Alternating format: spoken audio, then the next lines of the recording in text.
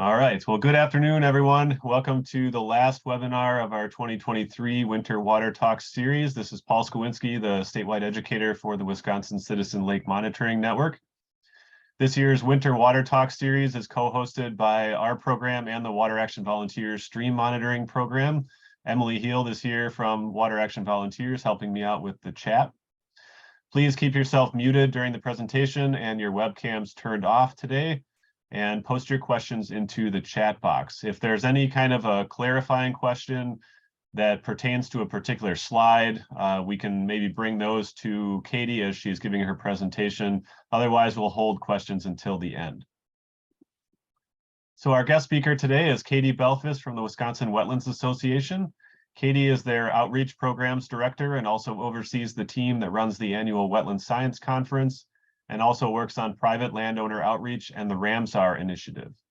Katie has a master's degree in land resources from UW-Madison and more than 20 years of nonprofit and environmental experience with organizations including the Gorongosa Restoration Project in Mozambique, Africa, the International Crane Foundation, and the Nature Conservancy.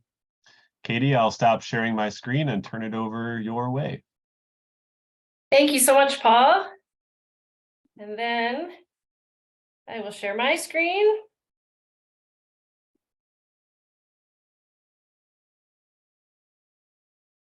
Hearing no comments to the contrary, I'll assume you're seeing the right thing here since it looks like you are. It looks good. Thank you. Great.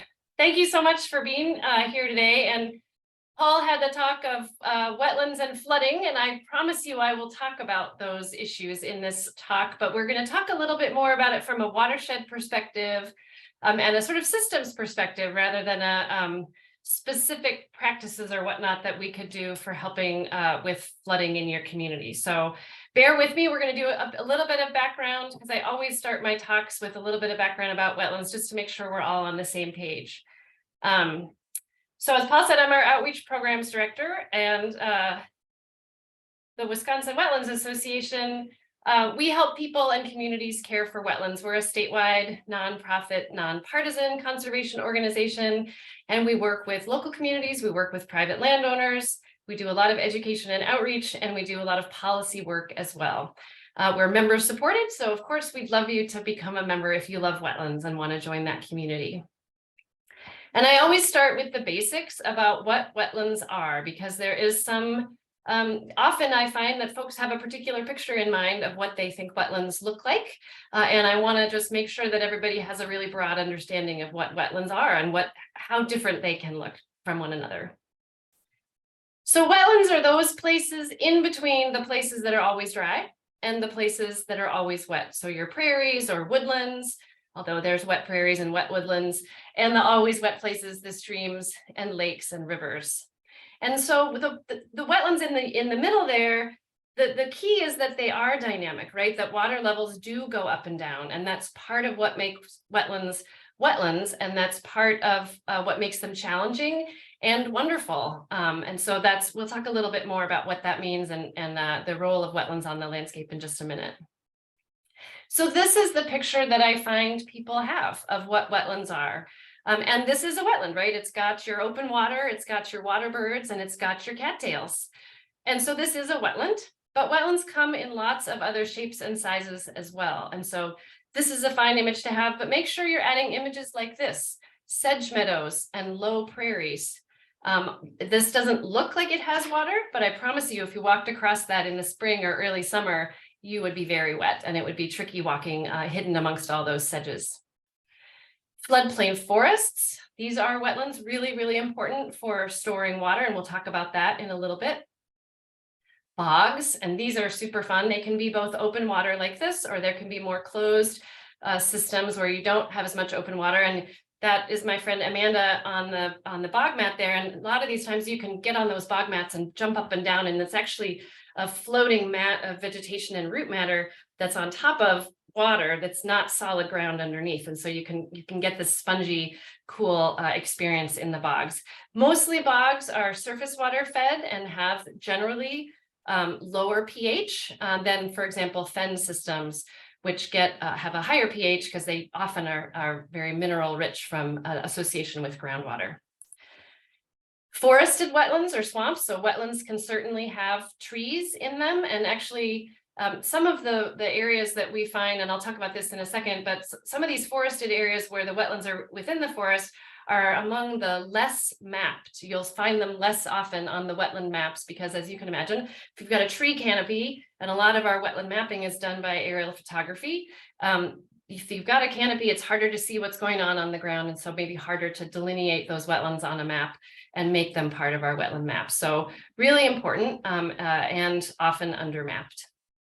Shrub thickets, this is sort of a funny picture to show because they don't have much of a view, but in fact, this is what it looks like when you're in a shrub thicket. So we have alder thickets up north and shrub carr down south, generally speaking, in Wisconsin. Again, really rich wildlife habitats. Often these are found along streams. And we were talking a little bit more about earlier about ephemeral ponds and wetlands underneath a tree canopy. And these ephemeral and seasonal ponds are also really important there. Often they're found in wooded environments, but they're also in our agricultural environments where you have places in the agricultural landscape where there is a basin or a depression that doesn't have an outlet. And these areas, even if they're farmed during the growing season, in the spring, or when the snow starts to melt and things start to warm up, like right about now, really, really important for wildlife habitat, particularly amphibians, frogs, salamanders, and the like. So these are places that are wet in this time of year, early spring and early summer. This is a picture. You can see that one tree that is visible in both of these shots, and we're going to have 4 of them. You can see they're drying out over the course of the year, and by the fall, late summer, fall, they are dry. So these are, again, hard for people to recognize as being wetlands because they are not always wet. And so some folks, if they show up in the fall and they see that bare, dry ground, they won't think of them as wetlands. But again, critical habitat in the spring for a lot of critters. And Paul, it sounds like we have somebody that might need to go on mute. So that's a little tour of the kinds of wetlands we might find. That was a very brief tour, and it didn't go into, there's a lot of richness and different kinds of wetland community types. I gave you the big groups just for the sake of time. And of course, wetland classification systems, there's lots of them, right? There's not, nature doesn't decide the name of a wetland, people decide the name of a wetland and the type of a wetland. So there's lots of different systems. The DNR has a system, the Nature Conservancy has a system. So that was just a really quick overview. We have lots more information on our website if you want to learn more about what makes certain wetlands what they are, right? How do you define one from the other?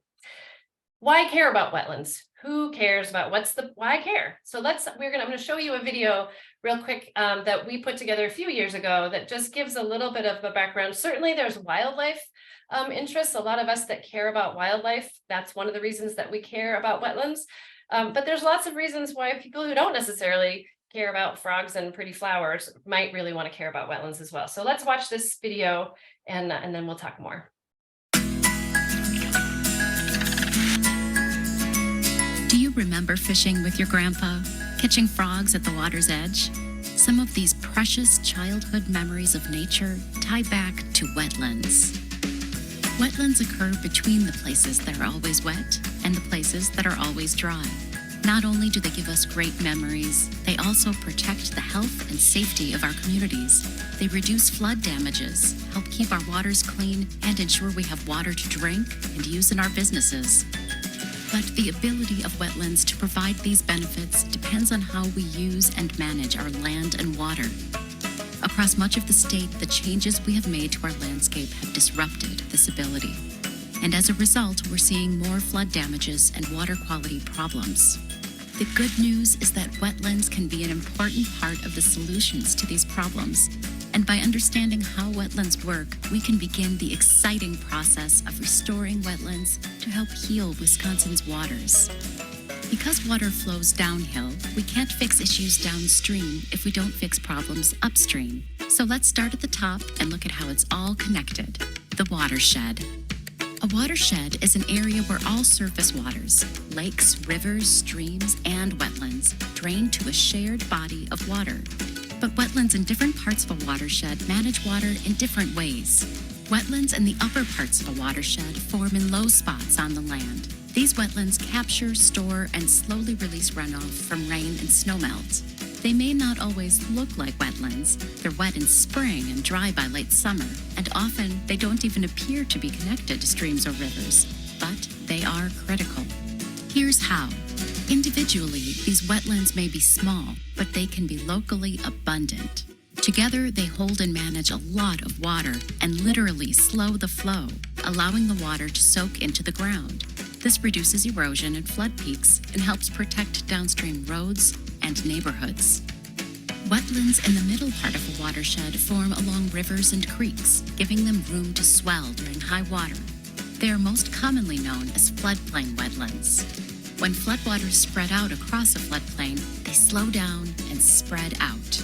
Slower moving water has less erosion-causing energy, and water that can spread out means lower flood peaks downstream. Wetlands in the lower parts of a watershed form where rivers empty into larger bodies of water, especially lakes. Where rivers flatten out, the current disperses and the river drops its load of sediments and other material. This makes the water that enters the lake cleaner and clearer, which means better fishing, swimming, and boating. So are the wetlands near you healthy and abundant enough to support watershed health, or are they too damaged to do the work you need them to do? If you don't know the answer, you're not alone. But if you're concerned about water quality and flooding and care about fish and wildlife, encouraging your community to explore how local wetlands are or are not supporting watershed health is a great place to start. Working together, we can use wetlands as solutions in our communities. And at the same time, we can ensure that our kids and grandkids create the same treasured childhood memories we hold dear.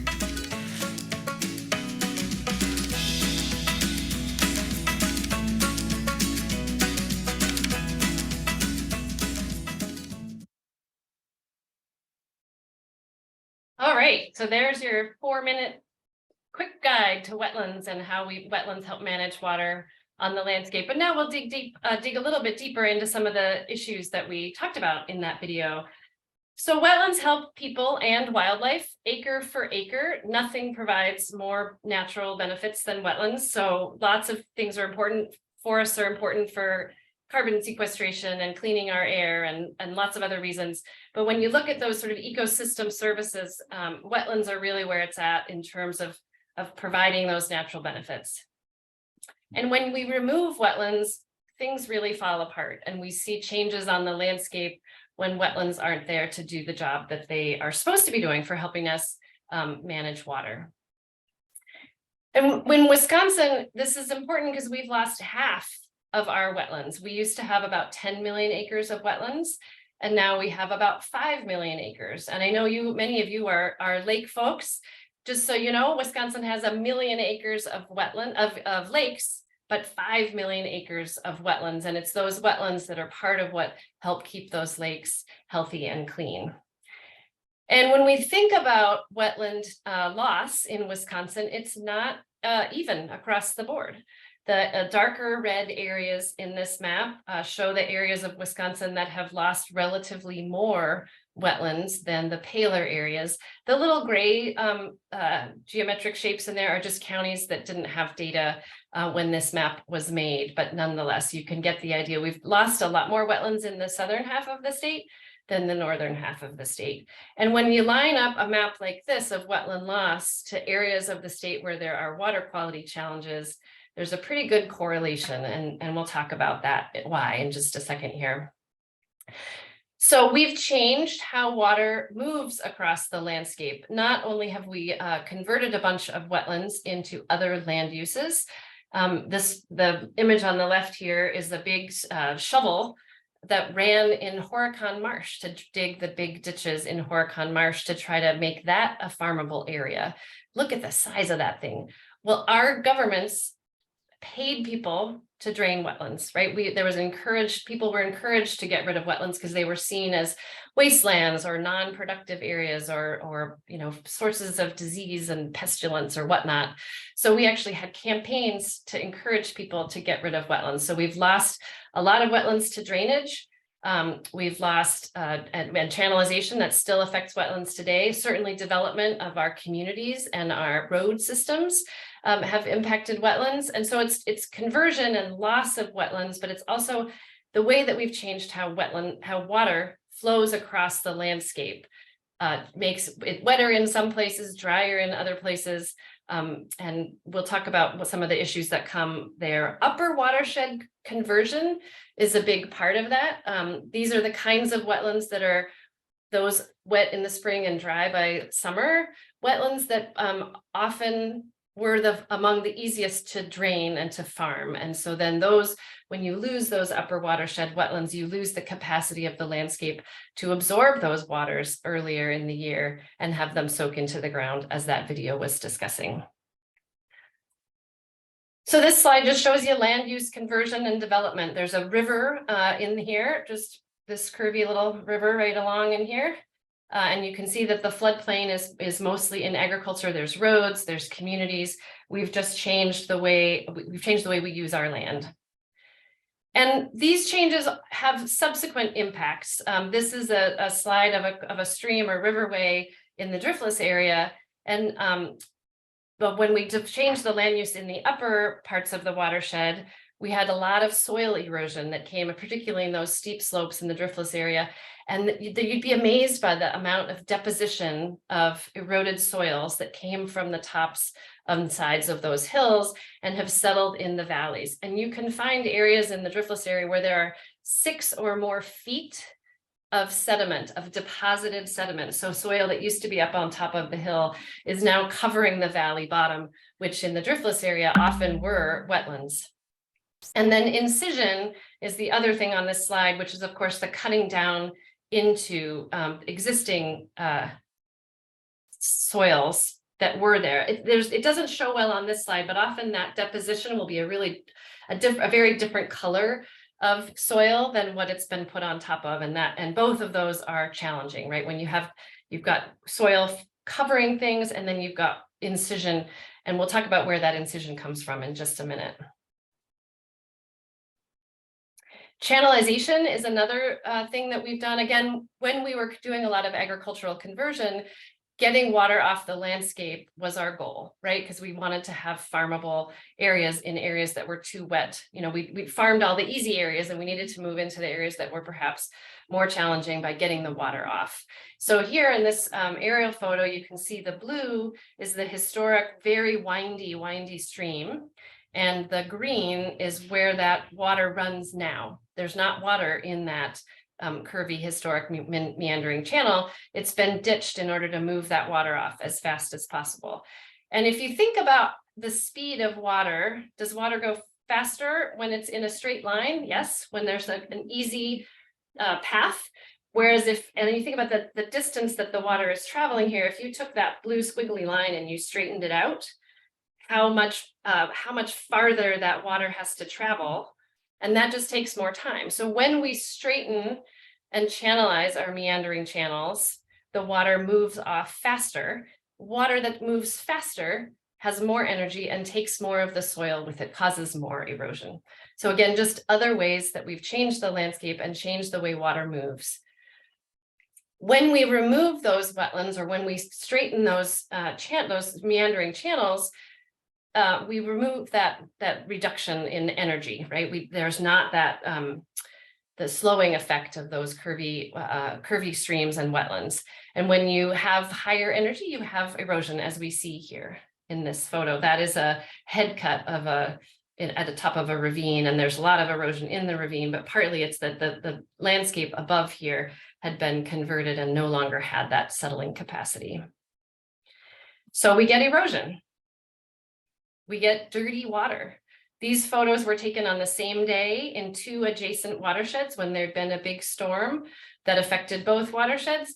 The watershed on the left has largely intact upper watersheds, both the wetlands and the forests, and the river on the right is in a watershed where a lot of development has occurred above where these photos were taken. And so you can see when you have those land use changes and we don't have the wetlands and we don't have the natural community cover, the erosion, you can just tell by the color of the water, you get a very, very different amount of sediment going through those waters. Often this is water quality problems. I said earlier, if you line up that red wetland loss map with the water quality challenges map, you run into situations. Wetlands are amazing for taking out nitrates, and phosphorus is a little more complicated, but basically water quality can improve when we have wetlands, healthy wetlands that are able to help with that management. And of course, we said we were going to talk about flooding today. You remove wetlands and you have flooding. If you don't have those upper watershed areas where the water can soak into the ground, if you don't have those river floodplains where the water can spread out, it makes us have water go to places where we don't want it to be. So let's talk, instead about the gloom and doom, let's talk about the good news, right? How do we turn this around? How can wetlands be part of the solution?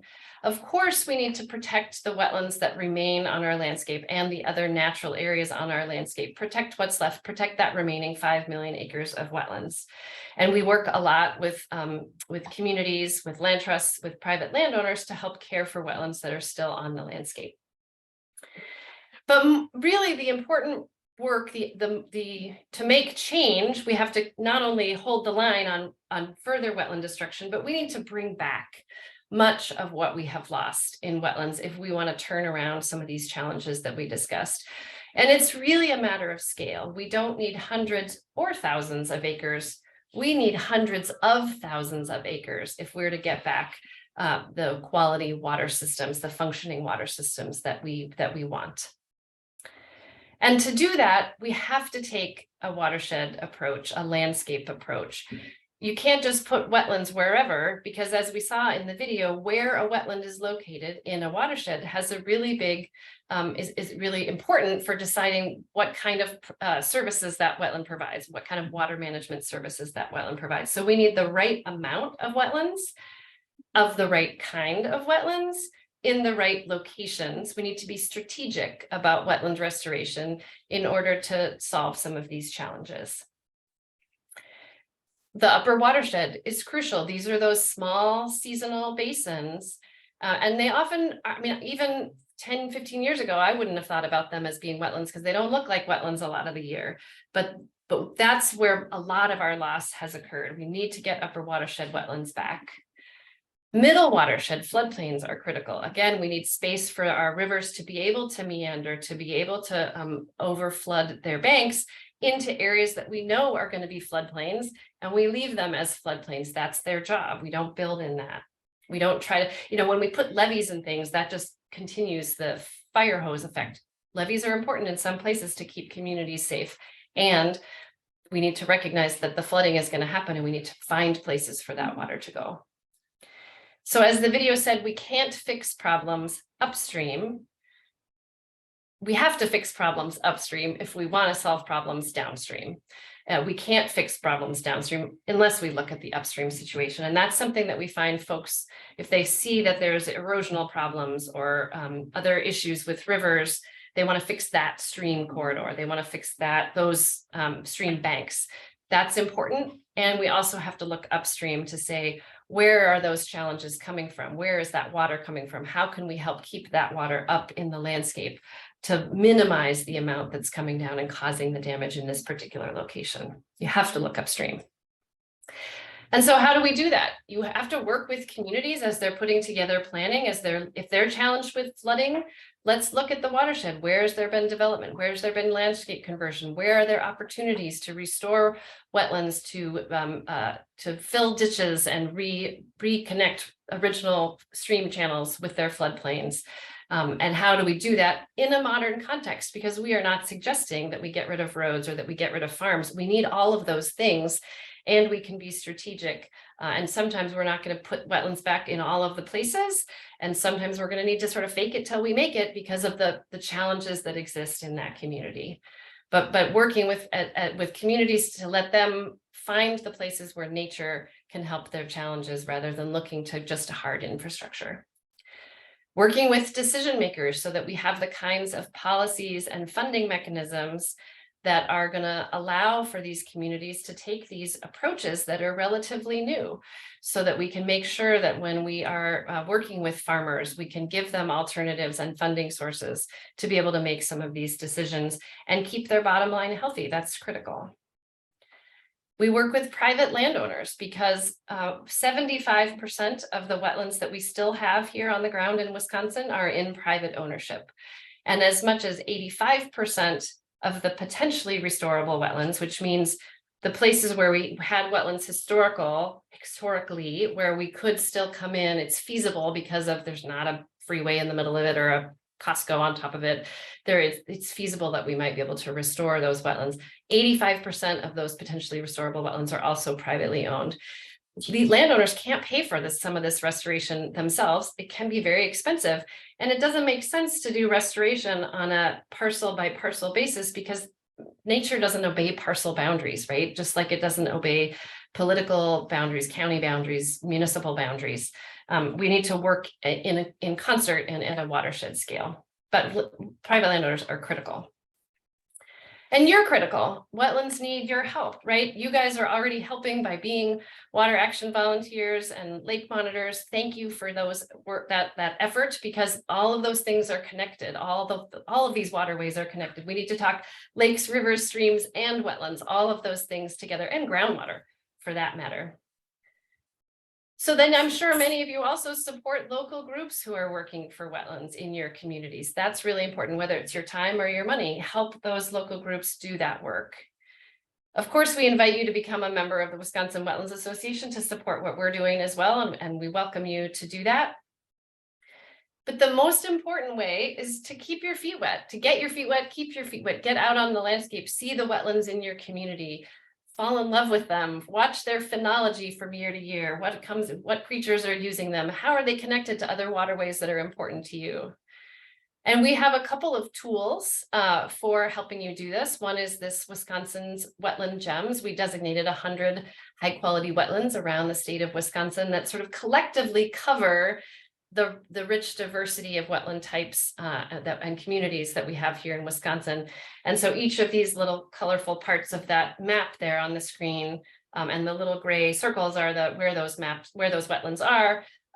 This is an online story map where you can go in and explore those areas and learn more about each of those places. So, you can take a look when you're going on vacation next about what wetland gems are near there that you'd like to go visit. And there's ways that you can access information about how to visit, where to enter, where's the trails, where do you park, all that good stuff. So you can check out that on our website and find places near you or in other parts of the state to explore.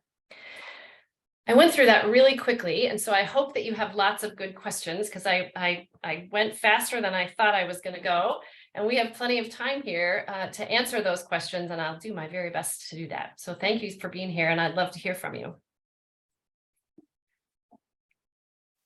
Now, Paul, should I be looking at the chat myself and answering these questions, or?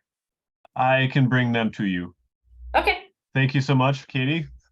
We have a couple questions in here so far. Anybody else who has questions, please put them into the chat box and we'll read them to Katie.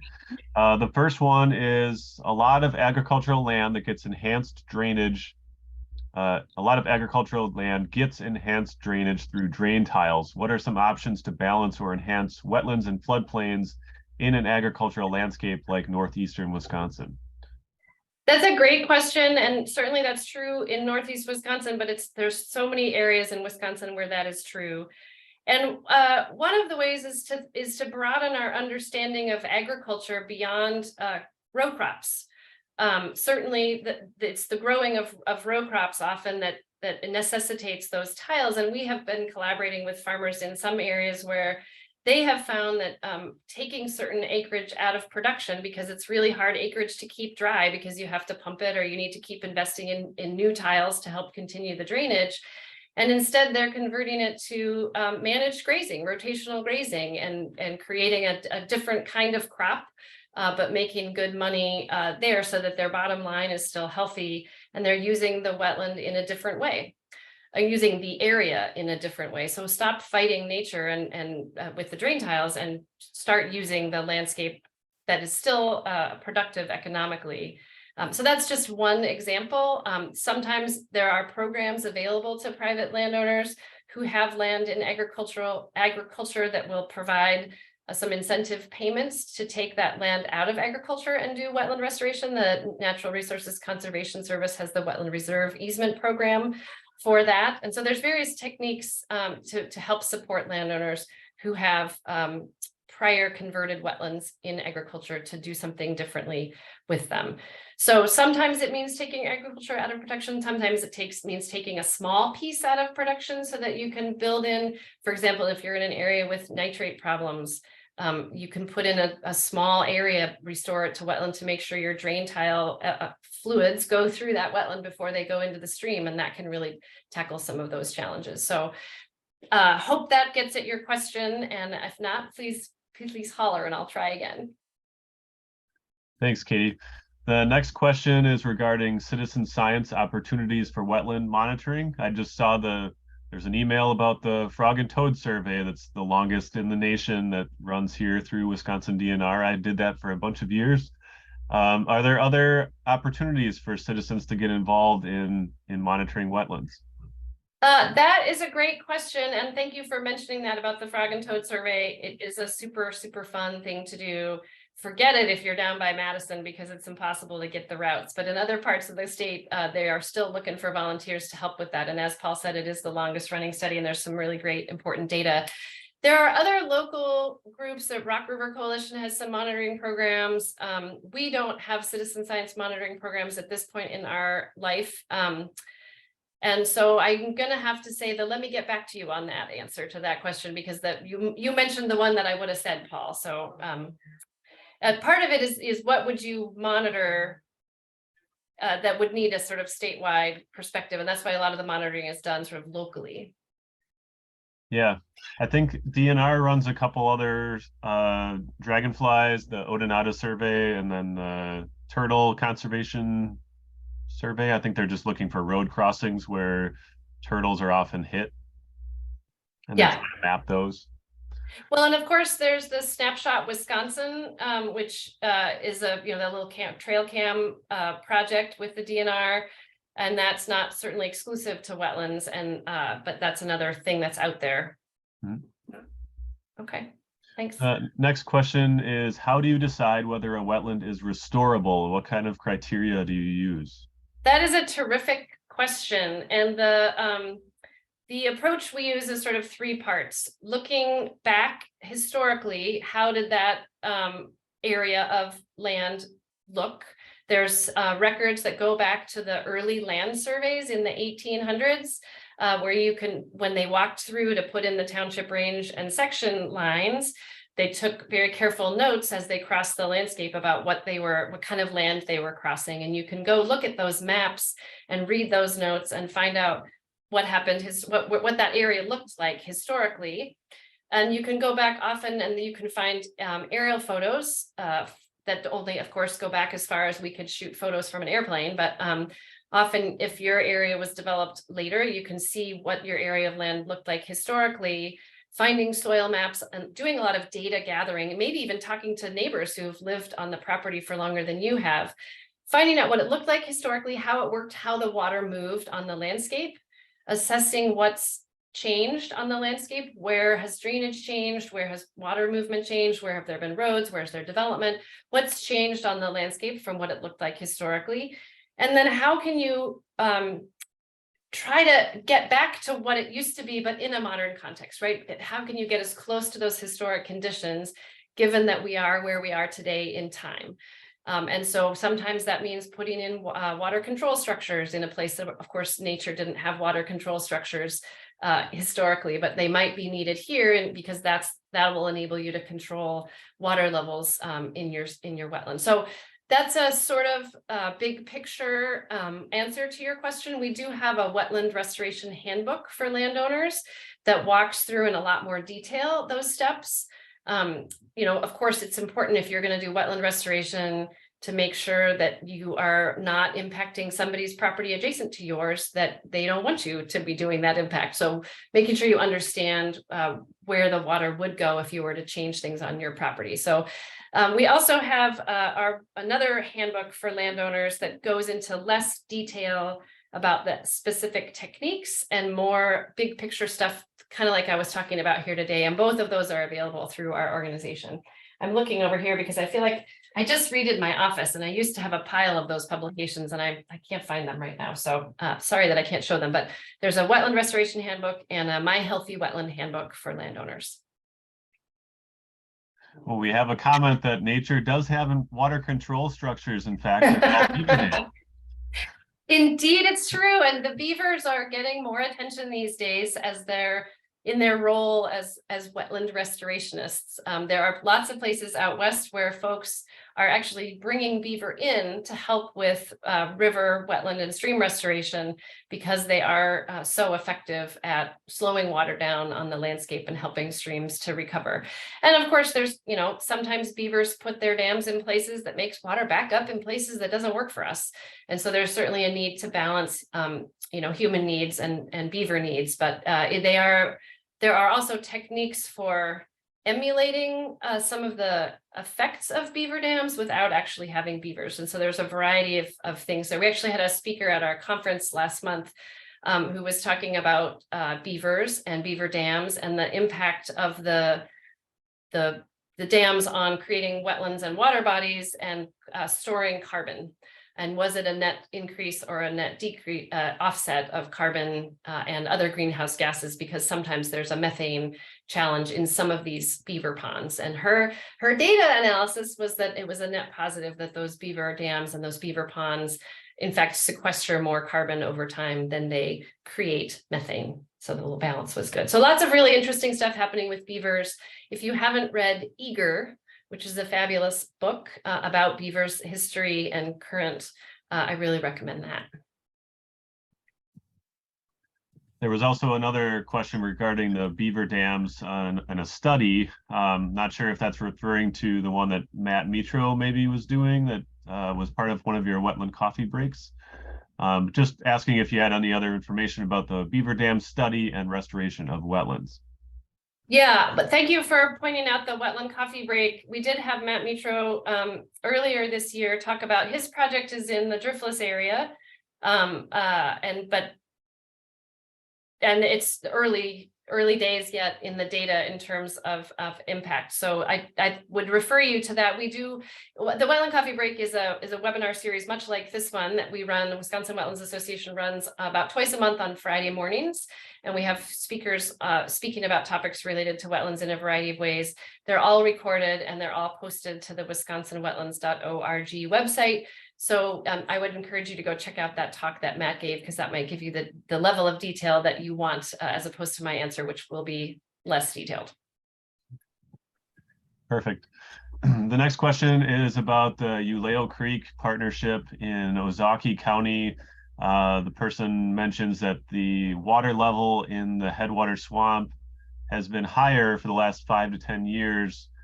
And wondering if you have seen that in other areas of the state.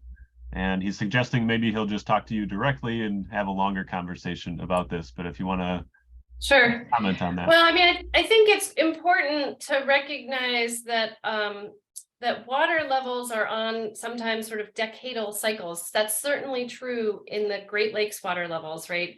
15 years ago or so, when I was working, everybody was up in arms about the low water levels on Lake Michigan.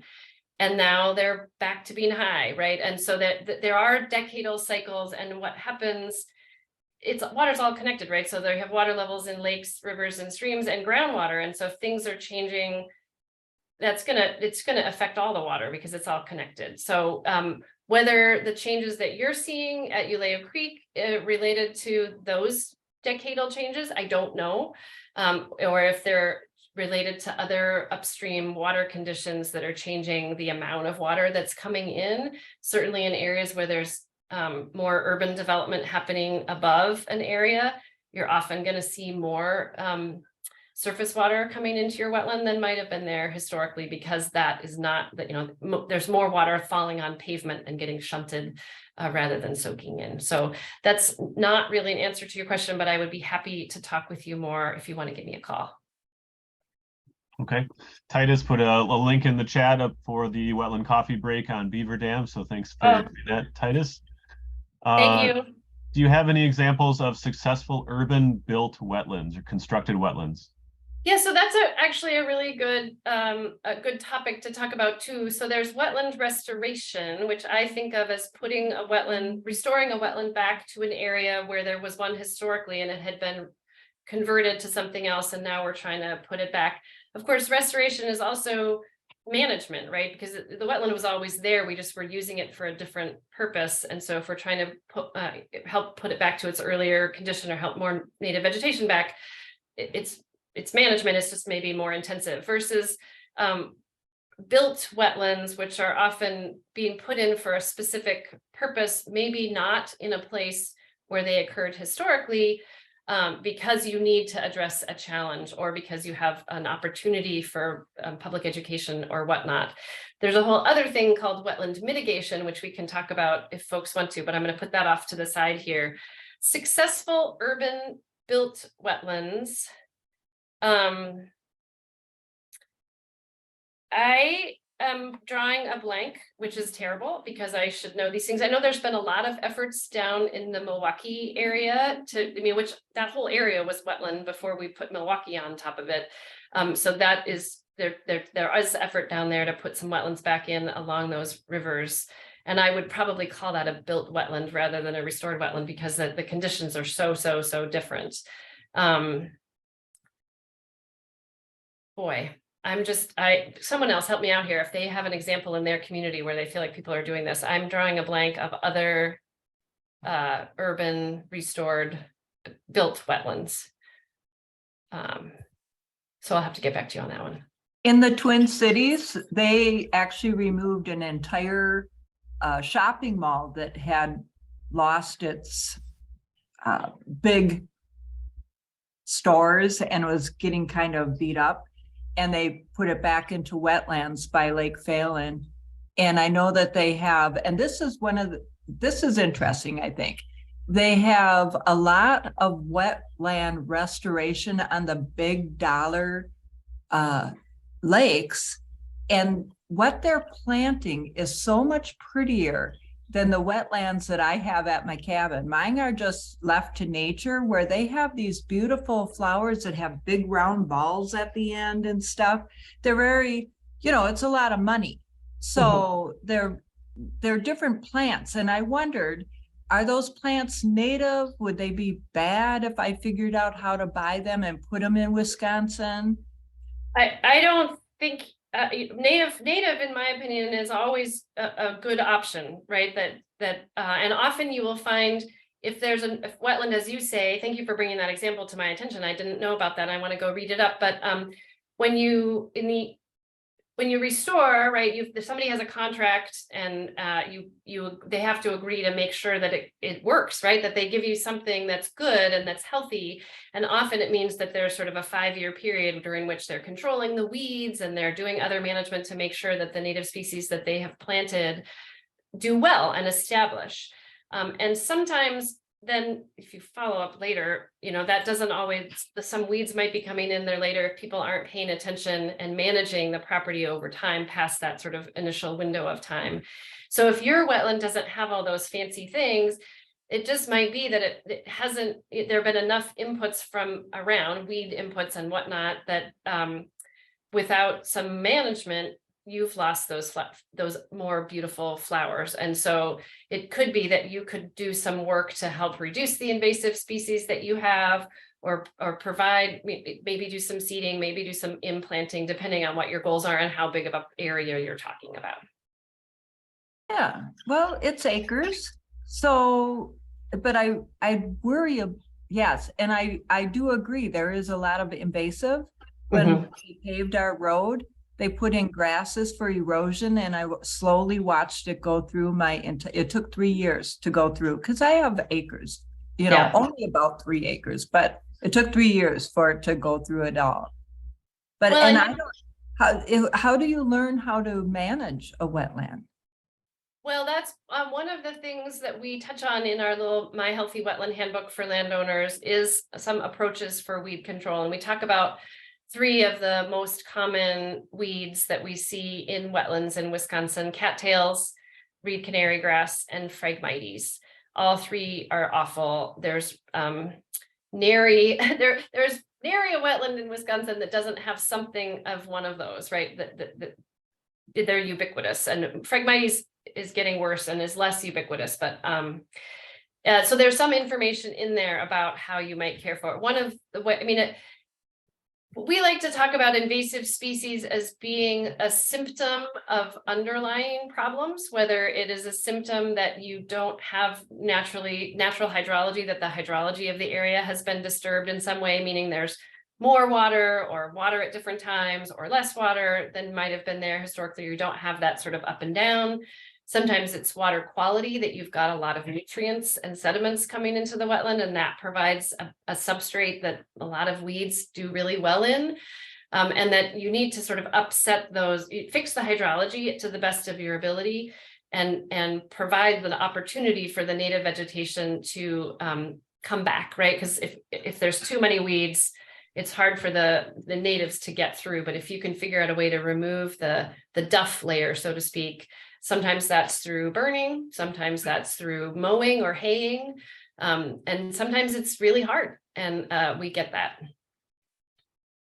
Okay, thank you. Happy to talk more specifically if that would be useful, in a private conversation. Thanks for the example, Teresa. Quick note on the species you mentioned with the big round balls, I'm guessing was either giant purple angelica or buttonbush. And both of those are native to Wisconsin. Buttonbush would probably do well in northern Wisconsin. Angelica is more a southern species that likes more calcareous soils, more typical of the Twin Cities or southern parts of Wisconsin. So you could try planting those if you wanted to add a couple. I'll tell you a funny story, Paul. When we got married, we asked for native vegetation in our wedding flowers, and we showed up and they'd picked wild parsnip instead of those beautiful flowers that you were just describing. And it was fun. We got a lot of jokes from our guests that we had invasive species in our wedding flowers. But I did find, I don't know if my blur background will allow you to see this, but I did find these two books that we have available on our website, those two little handbooks that I referenced. Well, if there are any other questions, please put them in the chat. I have a question for you, Katie, while we wait for more. What is your favorite wetland plant and animal? I'm gonna give a cheater's answer to favorite wetland plant, because I love sedges. And that is not one plant, one species. Of course, it's a group, but I just find them beautiful and varied and interesting and fun to learn about. So if you don't know about sedges have edges, and you should learn more about them. They're really cool. And my favorite wetland animal, so hard to answer that question, because it's like asking for your favorite child. You're just not allowed to give that answer, right? You love them all. But I have a particular fondness for butterflies, because I did my graduate work on it was an upland prairie species of butterfly, not a wetland one, but it just gave me a soft spot for butterflies. So I'll give you that group answer as well. Cool. I totally understand your hesitancy to pick one. Yeah. Well, I don't see any more questions. Maybe we can just give it a minute here. Oh, here comes one. Besides overshadowing other native species, are there other implications of cattails?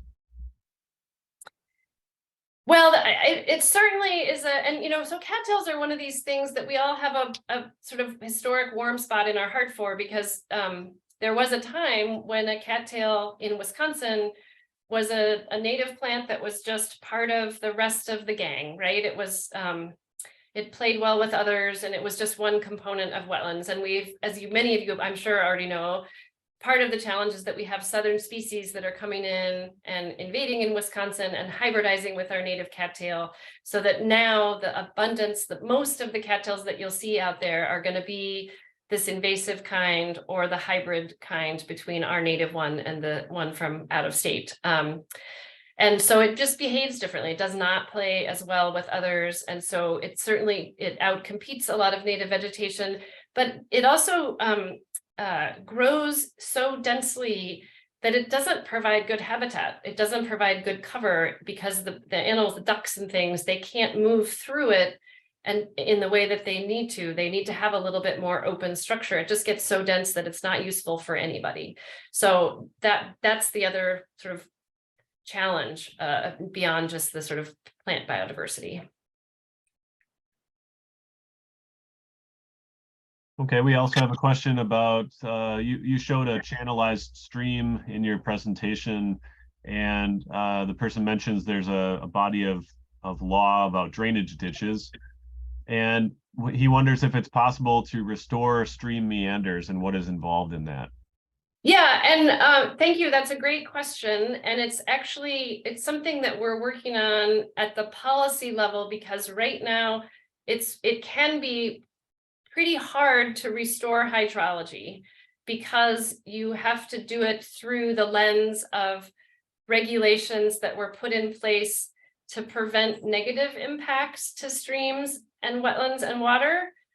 And so they have a certain, and so even though you're coming in to provide a net benefit by doing a hydrologic restoration project, you're getting shoved through this weird system of laws that are regulations that were not designed for that purpose. And so we're working really hard to help develop a different set of criteria and process that would be used to promote hydrologic restoration and to make it easier for these kinds of projects that would help reconnect streams to their historic meandering channel and reconnect them with their floodplains so that they can have that natural function.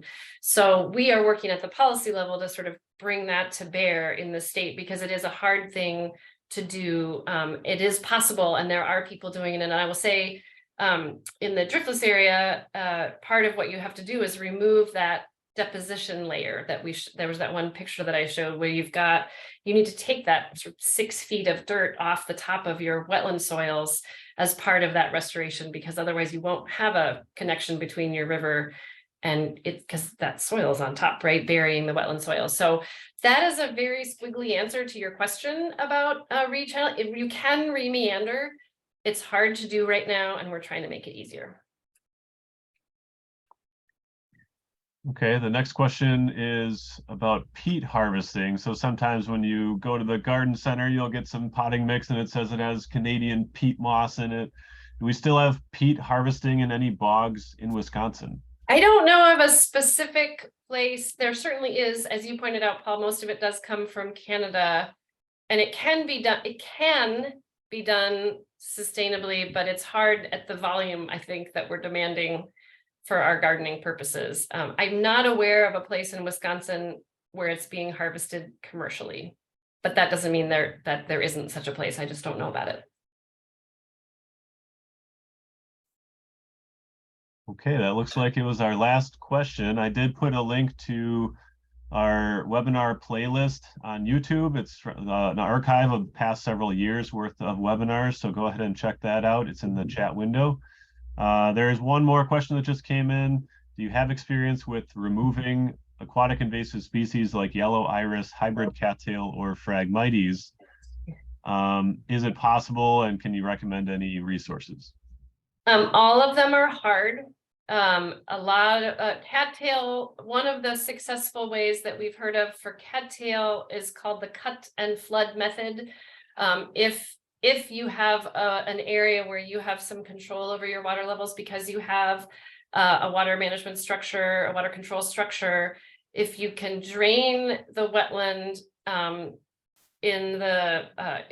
get it as dry as possible to get in there with equipment to slice the plants off, then reflood it. You can actually, cattails are sort of like straws. They're able to grow with their feet wet through water because they have these sort of straw-like structures. And if you slice off their straw and bury them, you're drowning them basically, because their straw no longer gets above the water.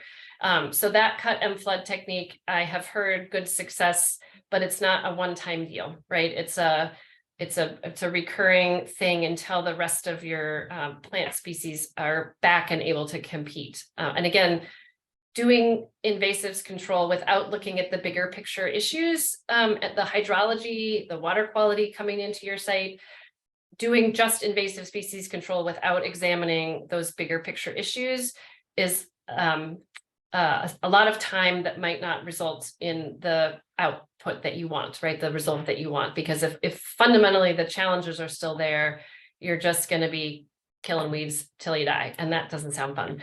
But there are our website does have a section for landowners that does have a lot of links to a lot of resources and places and funding sources and tools to help you learn more about managing invasive species, among other things, where to go to find maps, how to get some technical support.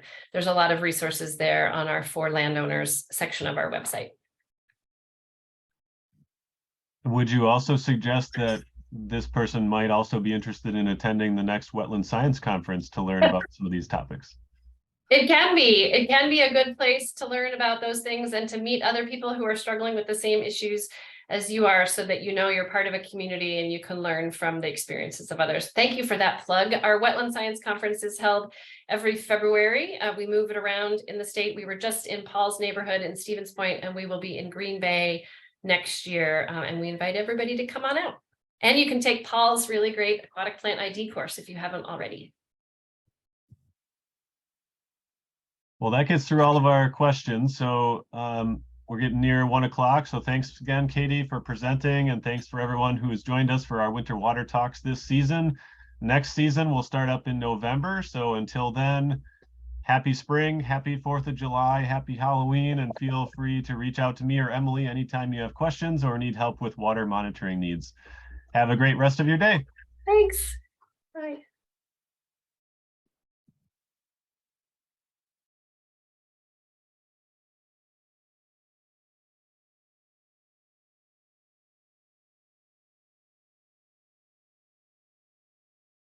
Boyd, I see your question in the chat.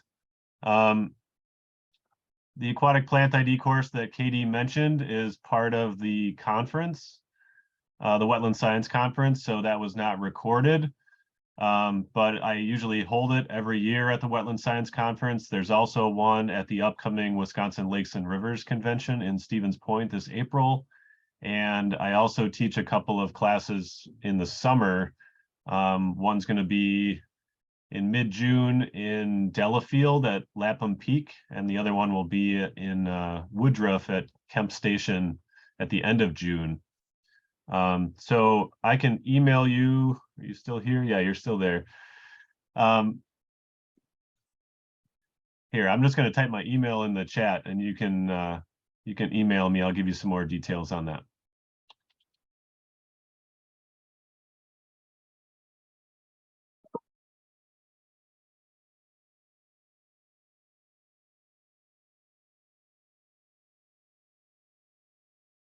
Perfect.